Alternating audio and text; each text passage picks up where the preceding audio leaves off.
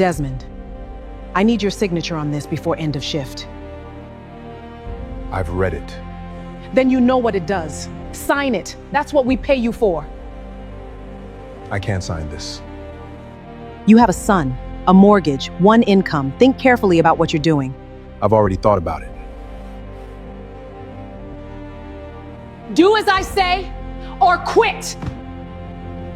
In a glass-walled control room at the center of the factory floor, 40 workers watched through the windows as their CEO handed their manager a document and waited. They couldn't hear what was said. What they saw was Lenora Pierce composed certain delivering what she believed was an airtight ultimatum to a man she had carefully chosen. She had studied Desmond Brooks. She knew his income, his mortgage, his son. She believed that made him controllable. So when he closed his laptop and walked out without a single word, what had Lenora Pierce actually set in motion? If you've ever watched someone in power assume they already know what a person will do under pressure and been wrong, this story is for you. Make sure you're subscribed so you don't miss the rest of it. Desmond Brooks ran his production line the way some men ran their households, not through authority, but through presence. He knew which workers took the early shift because their kids had school drop-off, which ones had been covering extra hours since Marcus's wife started chemotherapy, and which ones were 3 months behind on a mortgage they never should have taken. He didn't know these things because he asked. He knew them because he showed up every day and paid attention. And over 11 years, the 40 men and women on his line had learned that Desmond noticed things that other managers walked past without blinking. That kind of attention created a particular kind of loyalty. His workers didn't trust him because he had power over them. They trusted him because he had never once asked them to do something he wouldn't do himself. When a night shift ran long, Desmond stayed. When a piece of equipment failed and the floor needed to be reconfigured before morning, he was the first one down there with a wrench and a flashlight. The line ran well because the people on it believed the man in charge had the same stake in it they did. He carried that same steadiness home, though home looked nothing like what his income should have allowed. Desmond and his 13-year-old son Caleb lived in a small house in a quiet neighborhood, drove a pickup truck with well over 200,000 miles on it, and ate dinners that Desmond cooked from scratch every night of the week. When something broke, Desmond fixed it. When something wore out, he used it until it couldn't be used anymore. Vacations, when they happened at all, were drives to a state park 2 hours away. Caleb had grown up watching other families upgrade their phones every year and take trips to places with airports. He had grown up wondering what was wrong with theirs. He never asked his father directly, but Caleb was 13, which meant he had started doing the math himself. And some mornings when Desmond pulled up to the school in that aging truck, Caleb would scan the drop-off line before opening the door, measuring the distance between what their life looked like and what the other families seemed to take for granted. Desmond noticed that too. He noticed everything. And he said nothing because the answer wasn't something he could explain to a 13-year-old in a school parking lot. Lenora Pierce had built her career on reading people quickly and accurately. She could walk into a room and identify within minutes who could be moved and who couldn't, who had leverage and who was exposed. It was a skill she'd sharpened over 2 decades in operations management, and she had rarely been wrong. When she turned that particular skill toward Desmond Brooks, she saw what the numbers told her: 1 income stream, 1 dependent, 1 mortgage, no visible financial cushion, and a lifestyle that signaled a man running close to the edge.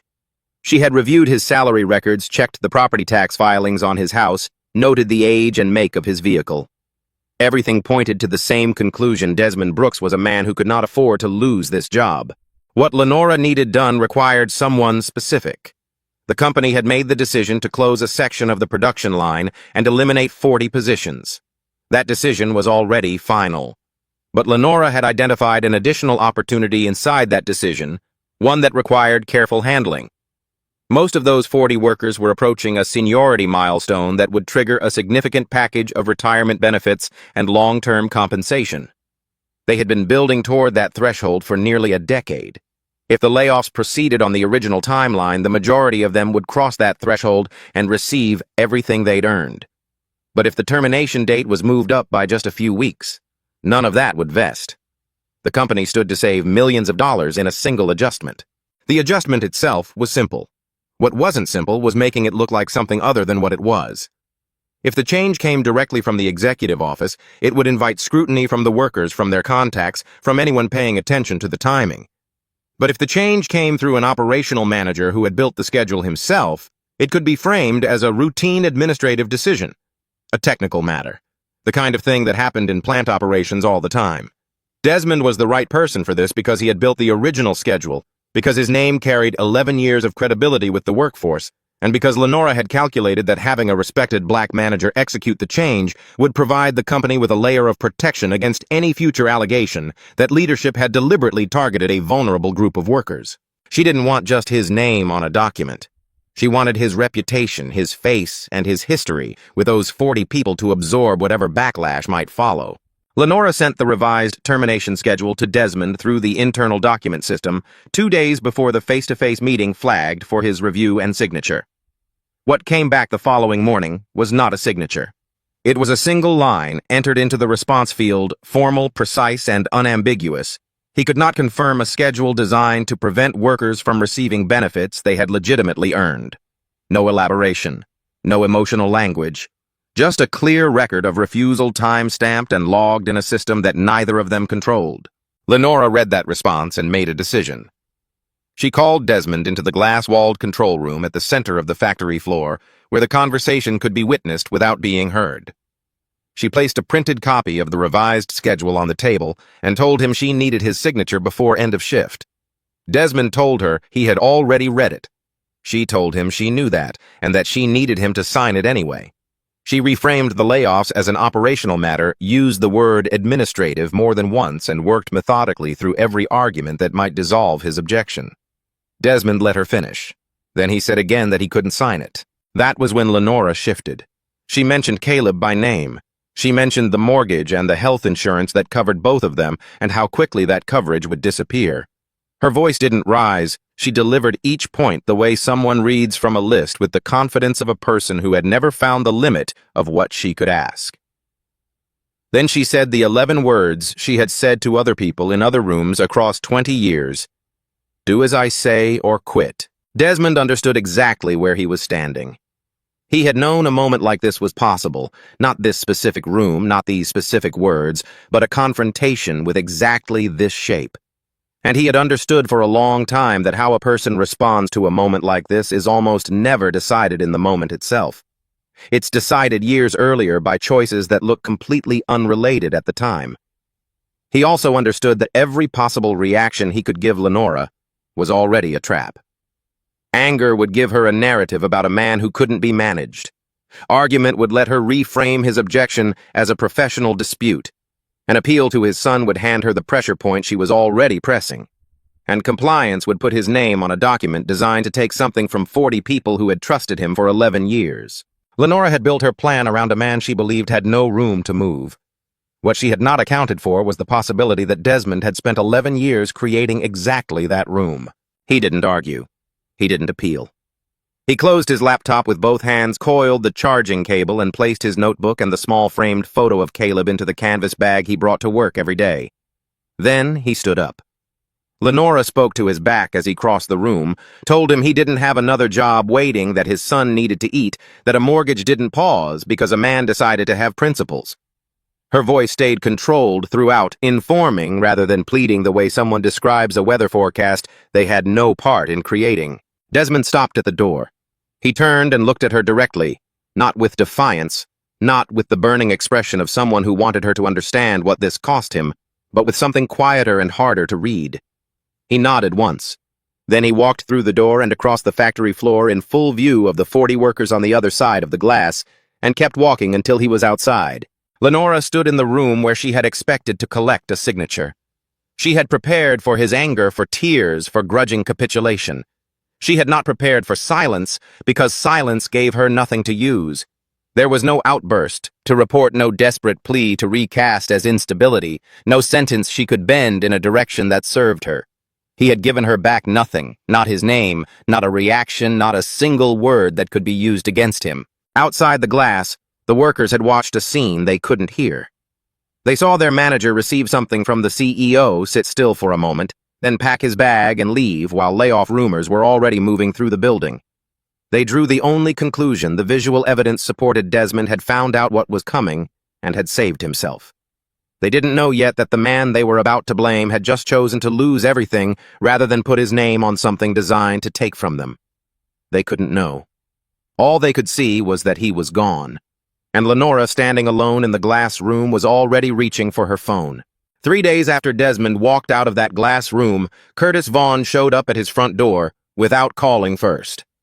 Curtis had worked on Desmond's line for 9 years longer than almost anyone else, and in all that time he had operated on a simple belief that Desmond Brooks was a different kind of man. Not a perfect man, not a man without limits, but a man whose loyalty ran in the same direction as his authority. That belief had made Curtis defend Desmond in break-room arguments, back him in scheduling disputes, and tell newer workers that if Desmond said something, you could count on it. 9 years of that belief was now sitting in Curtis's chest like something spoiled. When Desmond opened the door, Curtis didn't raise his voice. He was too controlled for that, and maybe too tired. He stood on the front step and looked at Desmond the way a person looks at a house that's burned down, not with rage at the fire, but with the grief of someone who had believed the structure was sound. He told Desmond plainly that he had thought he was a different kind of man. Then he said what everyone on the line had concluded, that Desmond had found out what was coming, said nothing, and walked away, clean. Desmond didn't deny it. He didn't pull Curtis inside and walk him through what had happened in that room, didn't describe the document, or what Lenora had asked him to do with it. He looked at Curtis and said only that he understood why Curtis thought that. Curtis held his gaze for a long moment, then turned and walked back to his car. Desmond stayed in the doorway until the car was gone, then stepped back inside and stood in the dim hallway without moving to turn on a light. It was the only moment in the days that followed when something in him came close to breaking. Not when Lenora had threatened him, not when he had handed in his badge, but standing in his own house while the sound of Curtis's car faded down the street. He had known it would happen this way. Knowing something in advance doesn't make it easier to carry when it arrives. It just means there is no room to pretend you were surprised. Lenora didn't waste time. Within hours of Desmond's departure, she had identified Gavin Row as the alternative. Gavin managed a separate section of the facility and had spent several years positioning himself carefully, attending the right meetings, aligning with the right opinions, making himself visible to the people whose decisions shaped careers.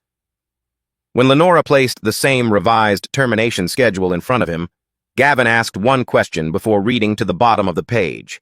He asked whether executing the request would factor positively into his upcoming performance review.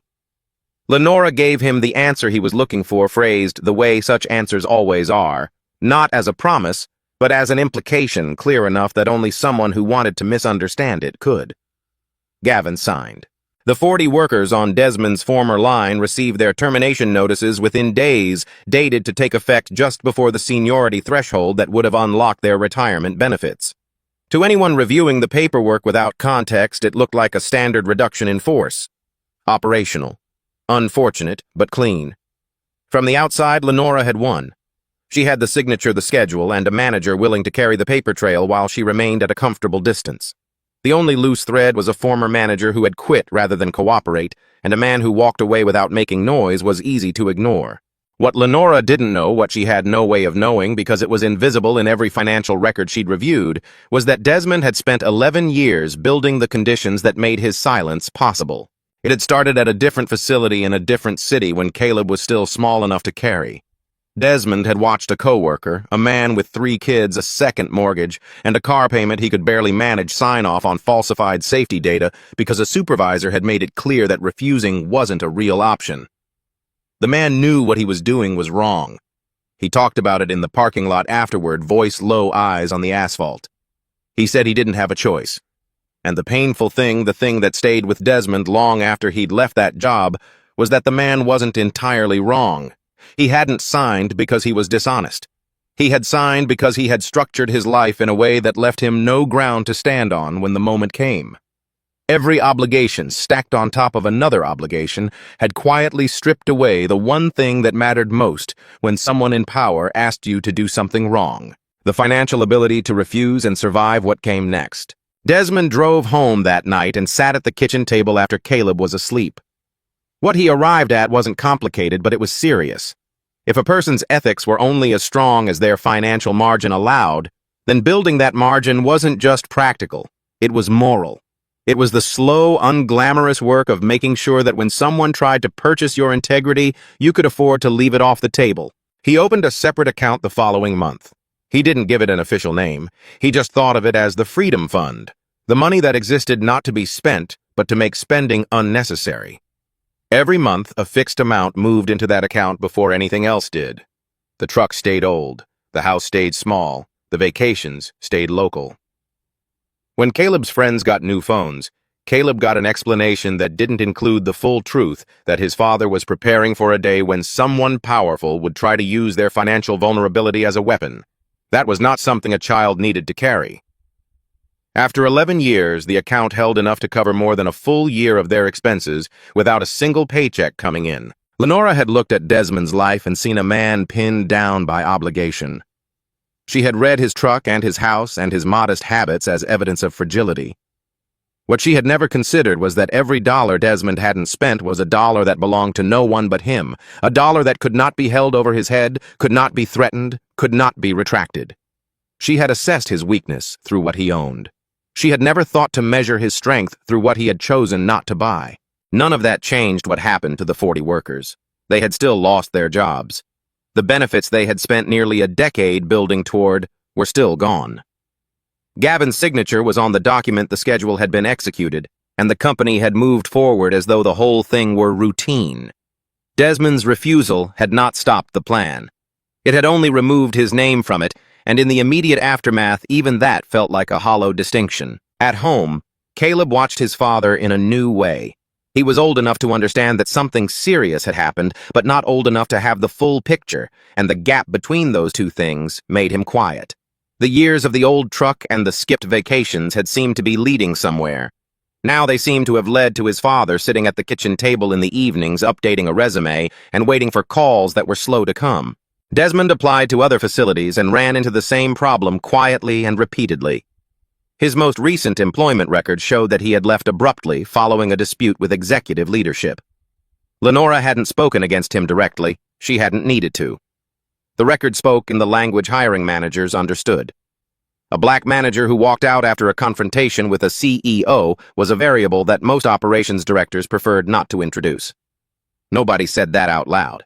They just didn't call back. Meanwhile, the workers who'd been let go were doing what people do when they lose something they'd counted on. They were going through their paperwork. Denise, who had worked the line for 8 years, noticed that her termination date sat uncomfortably close to a threshold she had been quietly tracking. She pulled out the documentation from her original hire and compared the dates. Then she called Curtis. Curtis was already angry, and Denise's numbers gave his anger a specific shape. He pulled together every record he could access emails from the scheduling system. The termination notices, the benefit schedule that had been distributed during onboarding years earlier. What emerged was a pattern too precise to be coincidence. Every one of them had been let go within the same narrow window that fell just short of the date that would have triggered their long-term benefit package. Then Curtis looked at the actual authorization document and found something that reframed everything he thought he had seen through that glass wall. Desmond's name was not on it. The signature belonged to Gavin Row, a manager from a different section of the facility with no operational history on their line. The authorization had been dated within hours of the afternoon. Desmond had packed his bag and walked out. Curtis sat with that for a long time. He thought about the way Desmond had looked in the doorway 3 days ago, not defensive, not ashamed, just carrying something quietly. He thought about what Desmond had said, that he understood why Curtis thought what he thought. He thought about what Desmond had not said, which was everything else. And he started to ask himself the question that should have been obvious from the beginning, but that anger had kept him from reaching until now. If Desmond Brooks had left that building to protect himself, why was his name nowhere on the document that did the damage? Curtis brought what he had found to the other workers, and they went through it the way people go through something they are hoping to disprove. Denise pulled the scheduling system records herself and found 2 versions of the same document. One created weeks before the layoffs were announced, one revised and reissued on the same afternoon. Desmond had walked out. The original version had the termination date set after the seniority threshold. The revised version moved it forward by exactly the number of weeks needed to ensure none of them would qualify. Gavin Row's name was on the revision time-stamped within hours of Desmond's departure. Then Curtis found the written refusal. It was sitting in the internal document system logged in Desmond's name. 2 days before the face-to-face meeting, a single line, formal and plain, stating that he could not confirm a schedule designed to prevent workers from receiving benefits they had legitimately earned. It wasn't a resignation letter. It wasn't an accusation. It was a quiet record made in plain language by a man who had understood that the most durable form of documentation is a sentence that requires no interpretation. Lenora had needed his signature to make the plan look routine. When he refused and logged that refusal instead, he had done the opposite. He had created a timestamp that showed exactly when the plan existed, exactly what it was designed to do, and exactly who had been asked to authorize it first. When Curtis read that line, the room went quiet. What the record showed taken together was not complicated. Someone at the executive level had decided to move the termination date to cut off the benefits, had needed a trusted name to authorize the change, had been refused by the person they asked, and had then found a replacement willing to sign within the same business day. The plan had not been hidden carefully. It had simply been executed quickly, and speed, it turned out, leaves marks. Curtis drove to Desmond's house a second time. This time he brought 6 of the workers with him. Men and women who had stood on that production line for years, who had watched Desmond through the glass wall and drawn the wrong conclusion, and who were now carrying the weight of that alongside everything else they had lost. They arrived in the early evening and stood on the front step in a loose group, the way people stand when they are not entirely sure what they have come to say. Desmond opened the door. Caleb was behind him in the hallway, close enough to hear. Curtis looked at Desmond and began to speak, and stopped and tried again. What came out was an apology, not a smooth one, not the kind that costs nothing to say. Curtis told him he had been wrong. He told him that he had gone looking for a reason to be angry and found one that wasn't there. Some of the workers on the step were unable to hold it together entirely, not loudly, just the particular kind of undisguised emotion that surfaces when a person understands too late what someone actually did for them. Then Curtis asked the question that had been sitting with him since he'd first seen that document. He asked why, if Desmond had known he would be blamed, he had still chosen to say nothing. Desmond considered it for a moment, not as though he didn't know the answer, but as though he was deciding how much of it to say out loud. Then he told Curtis that a person cannot do the right thing and also control what other people believe about it. Those are 2 separate goals, and in the moments that matter most, a person only gets to choose one. He had chosen the first one. Caleb stood in the hallway and watched all of it. He watched Curtis, who had been the loudest voice against his father, standing on their front step struggling to get a sentence out.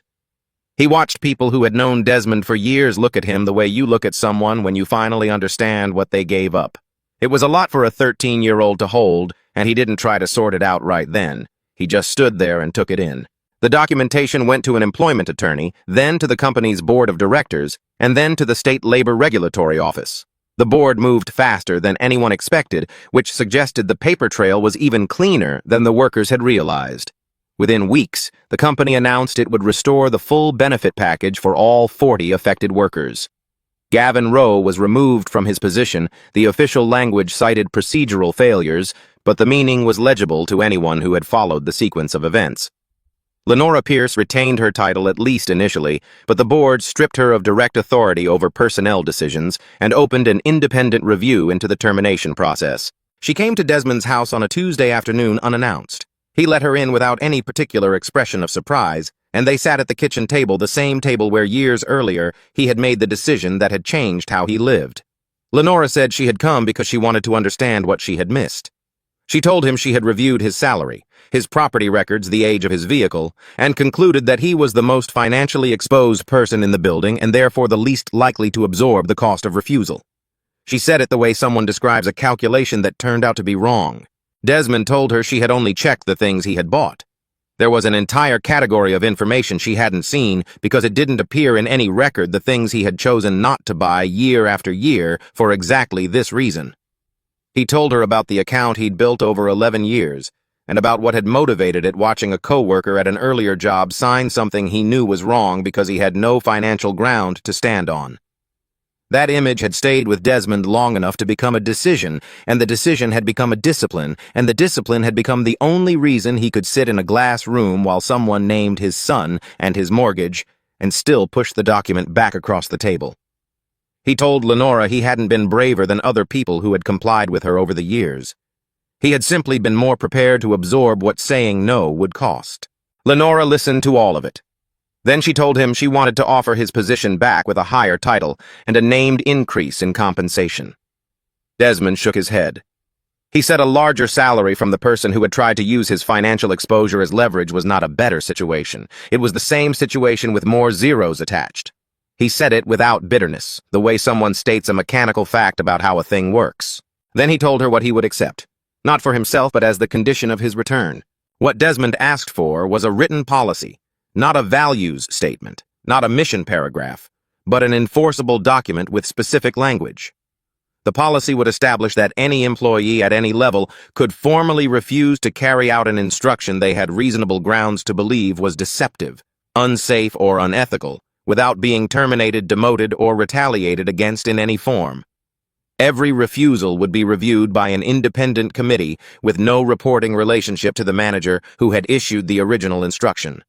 The records would be retained and the committee's findings would be binding.